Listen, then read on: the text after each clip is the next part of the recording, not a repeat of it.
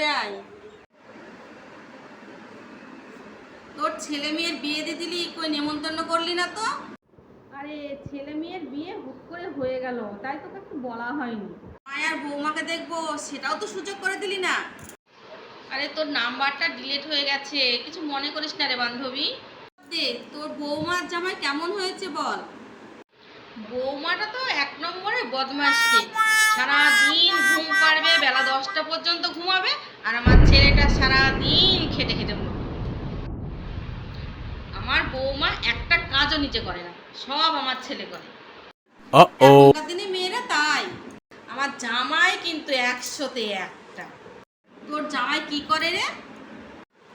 জামাই আমার খুবই ভালো, এত ভালোবাসে আমার মেয়েকে।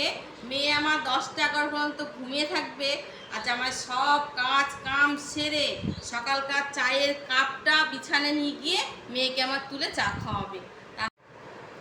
কপালের জোরে আমি এত সুন্দর জামাই পেয়েছি, কিন্তু আমার বৌমাটা যেখানে ওই রকম হলো কে জানি। মেয়ের দোষ দেখছে না, পরের মেয়ের আবার দোষ ধরছে।